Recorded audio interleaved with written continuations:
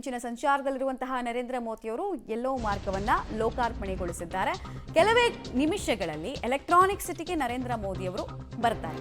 ರಾಗಿಗುಡ್ಡದಿಂದ yellow ಮೆಟ್ರೋದಲ್ಲಿ Narendra ಮೋದಿಯವರು ಪ್ರಯಾಣವನ್ನು ಬೆಳೆಸಿದ್ದಾರೆ. QR ಕೋಡ್ ಸ್ಕ್ಯಾನ್ ಮಾಡಿ ಟಿಕೆಟ್ ಅನ್ನ ನರೇಂದ್ರ ಮೋದಿಯವರು ಪಡೆದರು. ಸ್ಮಾರ್ಟ್ ಪೇ ಎಲೆಕ್ಟ್ರಾನಿಕ್ ಸಿಟಿಯತ್ತ ಮೆಟ್ರೋದಲ್ಲಿ ನರೇಂದ್ರ ಮೋದಿಯವರು ಪ್ರಯಾಣವನ್ನು ಈ ಮೂಲಕ ಬೆಳೆಸಿದ್ರು. ಫಸ್ಟ್ ಟ್ರಿಪ್ನ ಎಕ್ಸ್ಪೀರಿಯನ್ಸ್ ಇದು ಮೆಟ್ರೋ ಜರ್ನಿ. ಯಾವಾಗಲೂ ಅಷ್ಟೇ ಫಸ್ಟ್ ಎಕ್ಸ್ಪೀರಿಯನ್ಸ್ ಯಾವಾಗಲೂ ನೆನಪಲ್ಲಿರುತ್ತೆ ನೋಡಿ. ಅವ್ರನ್ನ ಬರಮಾಡ್ಕೊಳ್ಳೋದಕ್ಕೆ ವಿನೂತನವಾಗಿ ಸಿದ್ಧತೆಗಳನ್ನು ಮಾಡಿಕೊಳ್ಳಲಾಗಿತ್ತು. ಸಾಂಸ್ಕೃತಿಕವಾಗಿ ಕೂಡ ಅವ್ರನ್ನ ವೆಲ್ಕಮ್ ಮಾಡ್ಕೊಳ್ಳಾಯ್ತು. ಆಮೇಲೆ ಪ್ರಯಾಣಿಕರ ಜೊತೆಗೆ ಸಂವಾದದಲ್ಲಿದ್ದಾರೆ ನೋಡಿ. ದೇಶದ ಪ್ರಧಾನಿ, ದೇಶದ ನಂಬರ್ 1 ನಾಯಕ, ಟಾಪ್ ಸೆಕ್ಯೂರಿಟಿ ಇರುವಂತಹ ವ್ಯಕ್ತಿ ನಮ್ಮ ಜೊತೆಗೆ ಮಾತಾಡ್ತಾ ಇದ್ದಾರೆ ಅಂದಾಗ ಪ್ರಯಾಣಿಕರಿಗಾಗುವಂತಹ ಪುಳುಕಾನೇ ಬೇರೆ.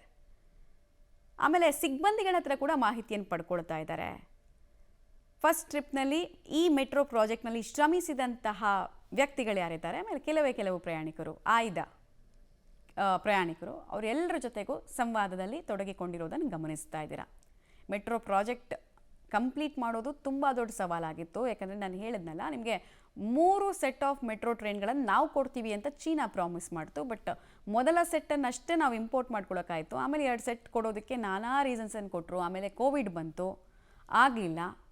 ನಿರಂತರವಾಗಿ ಮಾತುಕತೆಗಳನ್ನು ಮಾಡಿದ್ರು. ಪಾರ್ಟ್ಸನ್ನು ಕಳಿಸ್ಕೊಡ್ತೀವಿ ಅಂದರು. ಅದನ್ನು ಅಸೆಂಬಲ್ ಮಾಡಬೇಕಿತ್ತು. ಆ ಟೆಕ್ನಾಲಜಿನ ನಾವು ಅಡಾಪ್ಟ್ ಮಾಡ್ಕೊಳ್ಬೇಕಿತ್ತು. ಈಗ ಹೇಳ್ತೀವಿ ನಾವು ಡ್ರೈವರ್ಲೆಸ್ ಟ್ರೈನನ್ನು ಓಡಿಸ್ತೀವಿ ಗೊತ್ತಾ ನಾವು ಮೆಟ್ರೋದಲ್ಲಿ ಅಂತ. ಬಟ್ ಆ ಟೆಕ್ನಾಲಜಿ ಅಡಾಪ್ಷನ್ ಪಾಪ ಇಂಜಿನಿಯರ್ಸ್ ಎಷ್ಟು ಕಷ್ಟಪಟ್ಟಿದ್ದಾರೆ, ಸಿಬ್ಬಂದಿಗಳು ಎಷ್ಟು ಕಷ್ಟಪಟ್ಟಿದ್ದಾರೆ, ಎಷ್ಟು ಸಲ ಟೆಸ್ಟ್ ಡ್ರೈವ್ ಮಾಡಿದ್ದಾರೆ, ಎಷ್ಟು ಸಲ ಟೆಸ್ಟ್ ರನ್ನಲ್ಲಿ ಟ್ರಯಲ್ಗಳಲ್ಲಿ ಎರರ್ ಬರ್ತಾ ಇತ್ತು, ಅದನ್ನೆಲ್ಲ ಸರಿಪಡಿಸಿದ್ದಾರೆ. ಅದೆಲ್ಲದರ ಶ್ರೇಯಸ್ಸು ಕೂಡ BMRCLಗೆ ಸಲ್ಲೇಬೇಕು. ಅವಿರತವಾಗಿ ಅವ್ರು ಶ್ರಮಿಸಿದರು. ಈಗ ಆ ಶ್ರಮದ ಫಲ ಫ್ರೂಟ್ಫುಲ್ ಆಗಿರುತ್ತೆ. ಯಾವಾಗಲೂ ಹಾರ್ಡ್ ವರ್ಕ್ ಫ್ರೂಟ್ಫುಲ್ ಆಗಿರುತ್ತೆ ಅನ್ನೋದಕ್ಕೆ ಇದೆಲ್ಲ ಉದಾಹರಣೆ. ದೇಶದ ಪ್ರಧಾನಿ ಜೊತೆಗೆ ಮಾತನಾಡಿಸುವಂತಹ ಅವಕಾಶ. ಶೋಭಾ ಕರಂದ್ಲಾಜೆ ಅವ್ರನ್ನ ಕೂಡ ಗಮನಿಸ್ತಾ ಇದ್ದೀರಾ. ಶಾಸಕ ಸತೀಶ್ ರೆಡ್ಡಿ, ರಾಜ್ಯಪಾಲರು, ಇವರೆಲ್ಲರ ಉಪಸ್ಥಿತಿಯಲ್ಲಿ ಸಂಚಾರ ಸಾಗ್ತಾ ಇದೆ. ಇನ್ಫ್ಯಾಕ್ಟ್ ಮುಂದಿನ ವರ್ಷದಿಂದ ಇಲ್ಲಿ ಪ್ರತಿ 5 ನಿಮಿಷಕ್ಕೊಂದ್ಸಲ ಬೇರೆ ಲೇನಲ್ಲಿ ಹೆಂಗೆ ಮೆಟ್ರೋಗಳು ವರ್ಕ್ ಆಗುತ್ತೆ ಅದೇ ರೀತಿ ಇಲ್ಲೂ ಸಂಚಾರಕ್ಕೆ ಅವಕಾಶವನ್ನು ಮಾಡಿಕೊಡ್ಲಾಗತ್ತೆ. ಕೆಲ ಸ್ವಾರಸ್ಯಕರ ಮಾತುಕತೆಗಳು ನಡೆದಿರೋ ಹಾಗೆ ಕಾಣಿಸ್ತಾ ಇದೆ ಮುಖಭಾವಗಳನ್ನು ಗಮನಿಸಿದಾಗ. ಆಮೇಲೆ ನರೇಂದ್ರ ಮೋದಿಯವರು ತುಂಬ ಹ್ಯೂಮರಸ್ ಅಂತೆ. ಅವ್ರ ಸುತ್ತಮುತ್ತ ಇರುವಂತಹ ಅಫಿಷಿಯಲ್ಸು, ರಾಜಕಾರಣಿಗಳೆಲ್ಲ ಆಫ್ ದ ರೆಕಾರ್ಡ್ ಹೇಳ್ತಾರೆ, ನಗಿಸ್ತಾರೆ, ನಗುವನ್ನು ಬಯಸ್ತಾರೆ ಅಂತ. ಇಲ್ಲೂ ಕೆಲ ಚಿತ್ರಣಗಳನ್ನು ನೋಡ್ತಿದ್ರೆ, ಹಾವಭಾವವನ್ನು ನೋಡ್ತಿದ್ರೆ ಗೊತ್ತಾಗುತ್ತೆ. ಆಮೇಲೆ ತದೇಕ ಚಿತ್ತದಿಂದ ಪ್ರತಿ ಲೀಡರ್ಸ್ ಕೂಡ ಅವ್ರ ಮಾತನ್ನು ಕೇಳಿಸ್ಕೊಳ್ತಾ ಇದ್ರು. ಮಾಸ್ ಓಟ್ ಪುಲ್ಲಿಂಗ್ ಕೆಪಾಸಿಟಿ ಇರುವಂತಹ ನಾಯಕರಿಂದ ಕಲಿಯೋದು ಸಹಜವಾಗಿ ರಾಜಕಾರಣಿಗಳಿಗೆ ತುಂಬ ಇರುತ್ತೆ. ಆ ಇಂಟ್ರ್ಯಾಕ್ಷನ್ ಮಾಡೋ ಮೆಥಡು ಅದೆಲ್ಲನ ಉಳಿದಂತಹ ನಾಯಕರು ನೋಡ್ತಾ ಇದ್ದಿದ್ದನ್ನು, ಗಮನಿಸ್ತಾ ಇದ್ದಿದ್ದನ್ನು ನೀವು ನೋಡ್ಬೋದು. ಇದರಲ್ಲಿ ಸ್ಟೂಡೆಂಟ್ಸು ಮೆಟ್ರೋ ಸಿಬ್ಬಂದಿಗಳನ್ನು ಮಾತಾಡಿಸಿದ್ರು, ಕೆಲ ಪ್ರಯಾಣಿಕರನ್ನು ಮಾತಾಡಿಸಿದ್ರು.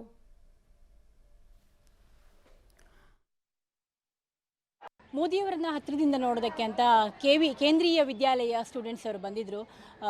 ಮೆಜೆಸ್ಟಿಕ್ನ ರೈಲ್ವೆ ನಿಲ್ದಾಣದಲ್ಲಿ ಹತ್ತಿರದಿಂದಲೇ ನೋಡಿದ್ರು, ಅವರು ಕೈ ಬೀಸಿದ್ರು, ಖುಷಿಯಾದರು ಅಂತ ಹೇಳಿ ಅವ್ರು ಹೇಳ್ತಾರೆ. ಸ್ಟೂಡೆಂಟ್ಸ್ನ ಮಾತಾಡ್ಸೋಣ. ಕೇಂದ್ರೀಯ ವಿದ್ಯಾಲಯ ವಿದ್ಯಾರ್ಥಿನಿಯರು ಖುಷಿಪಟ್ರಾ ನೋಡಿ? ಹಾಂ, ಎಷ್ಟು ಖುಷಿ ಆಯಿತು? ನಾನು ವೆಯ್ಟ್ ಮಾಡ್ತಾ ಇದ್ದೆ. ಇದು ಲಕ್ಕಿ ಚಾನ್ಸ್ ಅಂತ ಗೊತ್ತಾಯಿತು.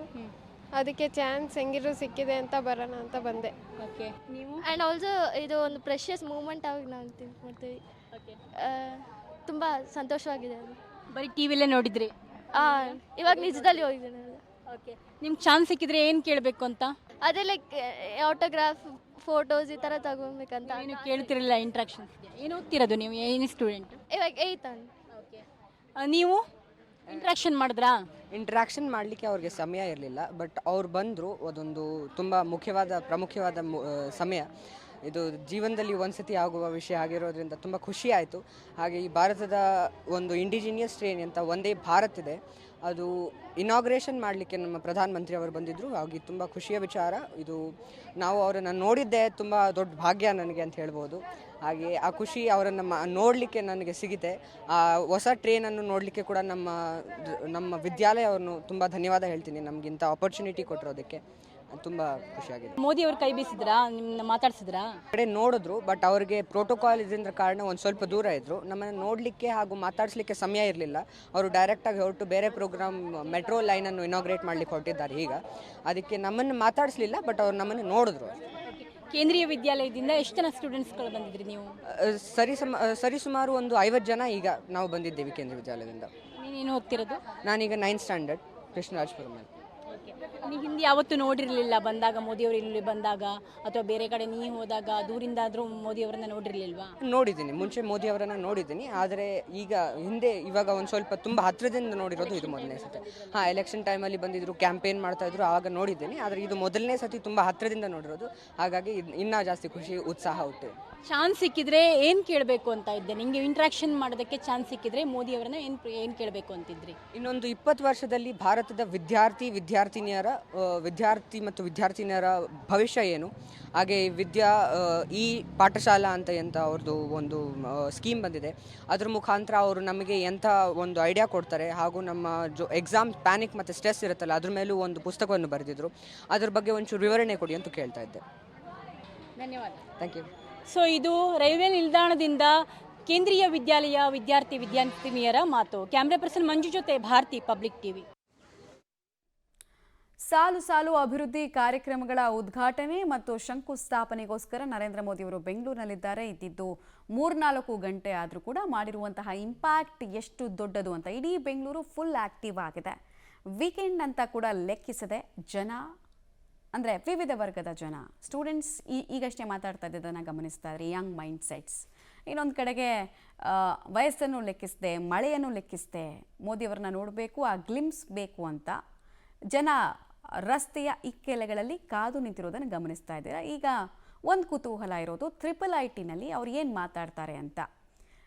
ನರೇಂದ್ರ ಮೋದಿ ಅವರ ಭಾಷಣದತ್ತ ಇಡೀ ರಾಜ್ಯದ ಜನ ಚಿತ್ತವನ್ನು ನೆಟ್ಟಿದ್ದಾರೆ. ಅಂತರ್ ಜಿಲ್ಲೆಗಳ ಕನೆಕ್ಟಿವಿಟಿ ನಿಟ್ಟಿನಲ್ಲಿ ಕೇಂದ್ರದ ಹೊಸ ಕನಸುಗಳ ಅನಾವರಣ ಆಗುತ್ತಾ? ಮೆಟ್ರೋ ವಿಚಾರದಲ್ಲಿ ಇನ್ನಷ್ಟು ಹೊಸ ಕನಸುಗಳನ್ನು ಕೇಂದ್ರ ಹಾಗೂ ರಾಜ್ಯ ಇಟ್ಕೊಂಡಿದೆಯಾ ಅನ್ನೋ ಪ್ರಶ್ನೆಗೆ ಉತ್ತರ ಸಿಗುತ್ತೆ. ಬಹುನಿರೀಕ್ಷಿತ ಹಳದಿ ಮಾರ್ಗ ನಮ್ಮ ಮೆಟ್ರೋ ಓಪನ್ ಆಗಿದೆ. ಕೆಲವೇ ಕ್ಷಣಗಳಲ್ಲಿ ಕೊನಪನ ಅಗ್ರಹಾರ ಮೆಟ್ರೋ ನಿಲ್ದಾಣಕ್ಕೆ ಪ್ರಧಾನಿ ಮೋದಿ ಅವರು ಬರ್ತಾರೆ. ಪ್ರಧಾನಿಯನ್ನು ನೋಡೋದಕ್ಕೆ ಸಾಕಷ್ಟು ಜನ ಕೂಡ ಈಗ ಮೆಟ್ರೋ ನಿಲ್ದಾಣದ ಮುಂಭಾಗದಲ್ಲಿ ಕಾಯ್ತಾ ಇದ್ದಾರೆ. ಸಾಕಷ್ಟು ಉತ್ಸಾಹದಲ್ಲಿದ್ದಾರೆ, ಸಾಕಷ್ಟು ಹುರುಪಿನಲ್ಲಿದ್ದಾರೆ. ನೆಚ್ಚಿನ ನಾಯಕನನ್ನು ನೋಡಬೇಕು ಅನ್ನುವಂತಹ ಕುತೂಹಲ, ಉತ್ಸಾಹ ಕೂಡ ಅವರಲ್ಲಿ ಹೆಚ್ಚಾಗಿದೆ. ಈಗಾಗಲೇ ರಾಗಿಗುಡ್ಡ ಮೆಟ್ರೋ ನಿಲ್ದಾಣದಿಂದ ಈಗ ಮೆಟ್ರೋದಿಂದ ನೇರವಾಗಿ ಕೋನಪ್ಪನ ಅಗ್ರಹಾರ ನಿಲ್ದಾಣ ತನಕಲೂ ಕೂಡ ಸಂಚಾರವನ್ನು ಮಾಡ್ತಾರೆ. ಸೊ ಅಲ್ಲಿ ಪ್ರಯಾಣಿಕರ ಜೊತೆ ಒಂದಿಷ್ಟು ಮಾತುಕತೆಯನ್ನು ಕೂಡ ನಡೆಸ್ತಾರೆ. ಸೊ ಆ ಹಳದಿ ಮಾರ್ಗ ಏನಿದೆಯಲ್ಲ, ಹಳದಿ ಮಾರ್ಗದ ರೂಟನ್ನು ಕೂಡ ತೋರಿಸುವಂತಹ ಪ್ರಯತ್ನವನ್ನು ಕೂಡ ಮಾಡ್ತೀನಿ. ಈಗಾಗಲೇ ರಾಗಿಗುಡ್ಡದಿಂದ ಈಗ ನೇರವಾಗಿ ಈ ಒಂದು ಹಳದಿ ಮಾರ್ಗದ ಮೂಲಕವಾಗಿ ಕೋನಪ್ಪನ ಅಗ್ರಹಾರ ಲೇನ್ಗೆ ಬರುತ್ತೆ. ಇಲ್ಲಿ ಇಳ್ಕೊಂಡು ಮತ್ತೆ ಸಭಾಂಗಣಕ್ಕೆ ಹೋಗ್ತಾರೆ, ಕಾರ್ಯಕ್ರಮ ಕುರಿತು ಮಾತನಾಡ್ತಾರೆ. ಸೊ ಒಂದಿಷ್ಟು ಪ್ರಯಾಣಿಕರ ಜೊತೆ ಬರುವಂತಹ ಸಂದರ್ಭದಲ್ಲಿ ಮಾತುಕತೆಗಳು ಕೂಡ ಆಗುತ್ತೆ. ಸೊ ಈಗಾಗಲೇ ಸಾಕಷ್ಟು ಜನ ಕೂಡ ನಿರೀಕ್ಷೆಗಳು ಇಟ್ಕೊಂಡಿದ್ರು. ಈ ಭಾಗದಲ್ಲಿ ಟ್ರಾಫಿಕ್ನ ಜಂಜಾಟದಲ್ಲಿ ಸಿಲುಕಿ ಒದ್ದಾಡ್ತಾ ಇದ್ರು. ಈಗ ಹಳದಿ ಮಾರ್ಗ ಓಪನ್ ಆದರೆ ಸಾಕಷ್ಟು ಅನುಕೂಲತೆಗಳು ಕೂಡ ಈ ಭಾಗದ ಜನರಿಗೆ ಆಗುತ್ತೆ. ಅದೆಲ್ಲದಕ್ಕಿಂತ ಮಿಗಿಲಾಗಿ ಈ ಭಾಗದ ಜನರಿಗೆ ಟ್ರಾಫಿಕ್ನ ಜಂಜಾಟದಲ್ಲಿ ನಿತ್ಯ ಕೂಡ ಒದ್ದಾಡ್ತಾ ಇದ್ರು, ಪರದಾಡ್ತಾ ಇದ್ರು. ಆದರೆ ಈಗ ಹಳದಿ ಮಾರ್ಗ ಓಪನ್ ಆಗ್ತಾ ಇರುವಂತಹ ಕಾರಣದಿಂದ ಸೊ ಆ ಕನಸು ಇವತ್ತು ನನಸಾಗ್ತಾ ಇದೆ ಅನ್ನುವಂತಹ ಉತ್ಸಾಹ ಹೆಚ್ಚಾಗ್ತಾ ಇದೆ. ವಿಡಿಯೋ ಜರ್ನಲಿಸ್ಟ್ ಮಂಜು ಜೊತೆ Prakash D Rampur, public TV, Bengaluru.